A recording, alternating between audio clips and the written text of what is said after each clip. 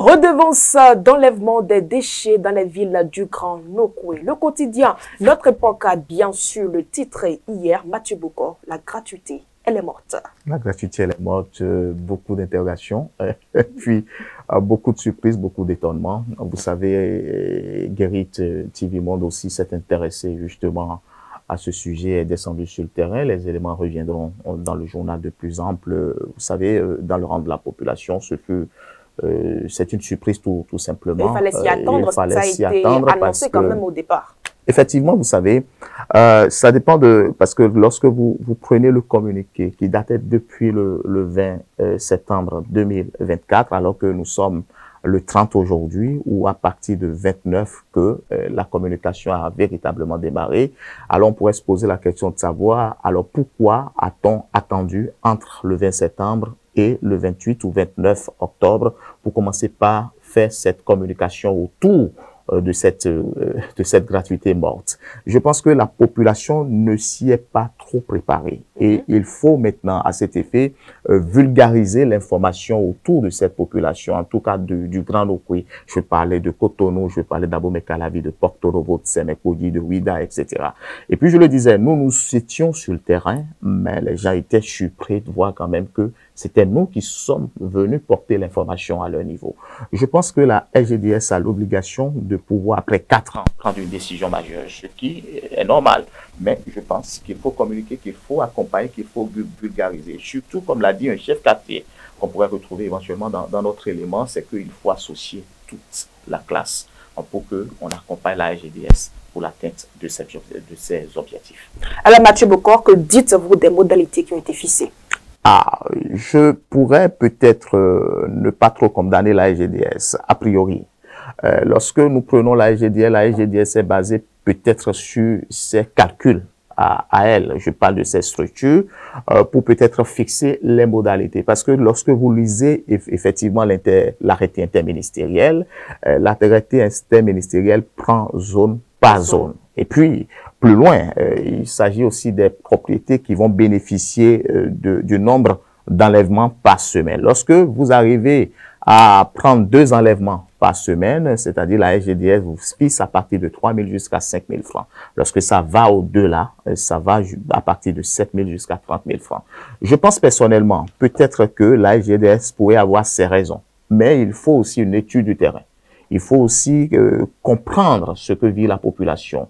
Il faut aussi faire du social. Il faut continuer le social parce que si depuis 4 ans, on n'a pas peut-être demandé quoi que ce soit à la population, c'est parce qu'on a voulu faire du social. Et on pourrait trouver un moyen, un mécanisme efficace qu'il faut pour continuer dans cette dynamique-là, même si ce ne serait pas totalement de la gratuité.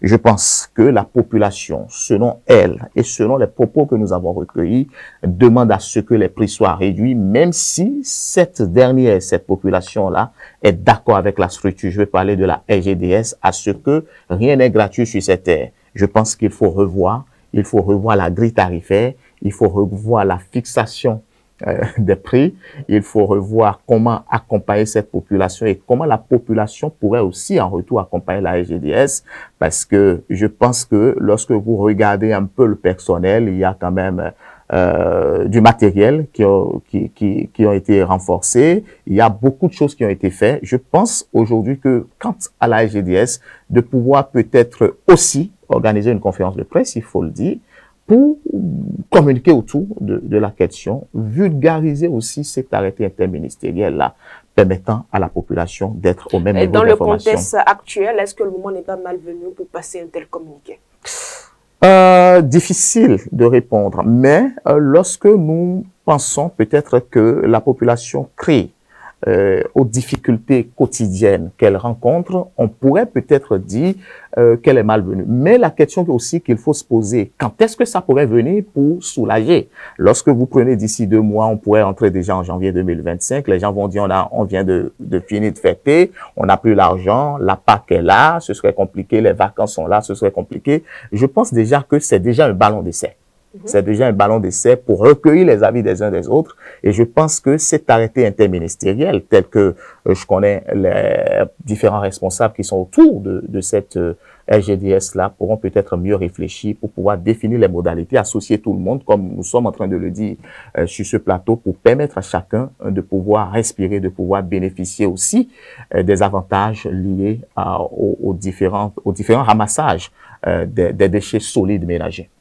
Mathieu Bokor, il y a une question qui me vient rapidement à l'esprit. Là, nous connaissons bien le citoyen béninois, le comportement des Béninois. Certains, il y a des exceptions, mais peu, ne pensez-vous pas que peu seront en mesure de faire face à cette redevance? Bon, il y a des situations de contournement, vous voyez un peu ce que je veux dire. Est-ce qu'on ne risque pas d'en arriver là? Non, pas du tout, parce que vous savez, les Béninois sont habitués à payer l'électricité, à payer l'eau, à payer leurs factures en et un ils payaient mot. même quelque chose avant même l'arrivée de la LGDS, parce qu'il y avait des structures, que ça soit privées et publiques, qui s'intéressaient au ramassage donc du solide ménager.